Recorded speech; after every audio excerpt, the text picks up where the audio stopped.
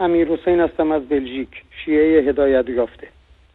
من 40 سال شیعه بودم و اعمال شرک‌آمیز را ندانسته انجام میدادم.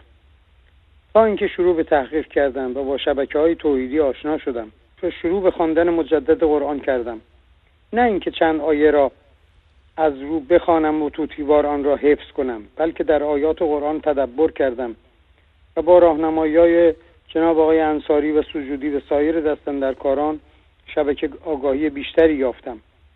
وقتی که شیعه بودم در مجالس عزاداری شرکت می‌کردم و آیه امن یجیب مضطر اذا دعا و یکشف السوء را می‌خواندم و در آخر مداح یا آخوندی که در مجلس بود میگفت حالا حاجت خود را از حسین و ابوالفضل بخواهید که ابوالفضل باب الحوائج است. کمی به فکر فرو می‌رفتم. پیش خود میگفتم اینها که بندگان خدا هستند، خود آنها محتاج و نیازمند خداوند تبارک و تعالی میباشند، چطور میتوانند حاجات من و خانواده‌ام را برطرف کنند؟ حالا به برادران و خواهران شیعه در ایران یا در هر کجای جهان هستند سوال میکنم: آیا خداوند حاجت انسانها را برآورده میکند یا بندگان صالح که خود محتاج و نیازمند خدا هستند؟ به افرادی که در نماز جمعه شرکت میکنند و به سخنان خطیب نماز جمعه گوش میدهند، آیا توجه کردند که در محل قرار گرفتن خطیب نماز نوشته است ولایت فقیه همان ولایت رسول الله است؟ یعنی اینکه مانند رسول الله است، مثل او است، برابر است، در صورتی که ولایت رسول الله متصل به وحی است. حال پاسخ دهند ولایت فقیه متصل به کجاست؟ وقتی قرآن می‌فرماید یهود و نصارا را دوست خود نگیرید، چطور ولی فقیه دوست خود را از افراد بیدین و کمونیست می‌گیرد و یاران و پشتیبان ولایت فقیه و رژیم ایران خداوند نیست بلکه رئیس جمهور روسیه و چین ضد خداست؟ سالهای اولی که به اروپا آمدم، بعد از اینکه با زبان و فرهنگ اینجا آشنا شدم، با چند نفر از افراد مسیحی که همسایه ما بودن آشنا شدم و آنها تمایل داشتن مسلمان شوند و شروع به پرسش کردن و من هم توضیح دادم. البته هنوز آن موقع شیعه بودم. گفتم پیامبر اسلام 23 سال زحمت و مرارت کشیدند، ولی پس از اینکه از دنیا رفتن اصحاب و یاران او همه مرتد شدند الا 3 نفر، مقداد و سلمان و ابوذر.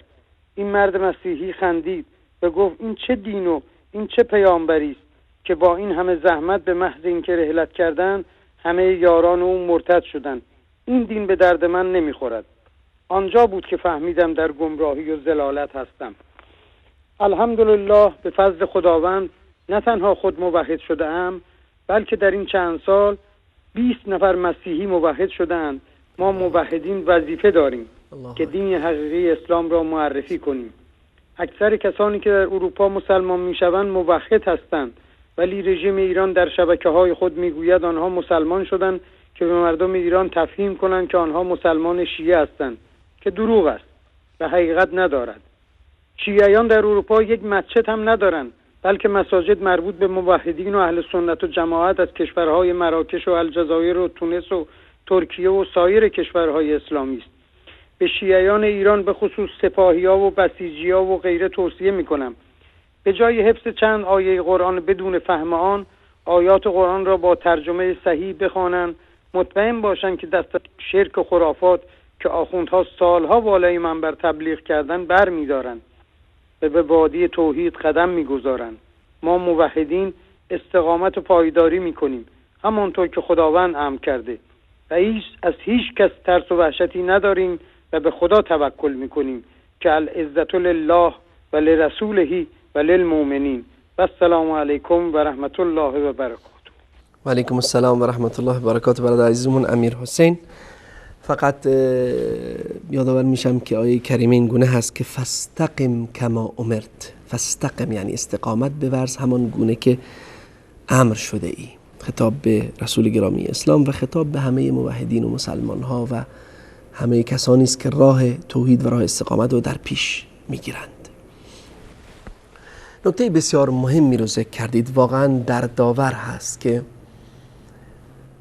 ما ایرانی ها و به ویژه متاسفانه شیعیان حتی هنگامی که به اروپا هم میرند، بیشتر اونها متاسفانه حاضر نیستن ذره‌ای از خوشی‌ها و لذت‌های دنیوی که در اروپا هست، آزادی ها و اون افسار گسیختگی هایی که در اونجا هست دست بکشن و بیان فکر بکنند، بیاندیشند.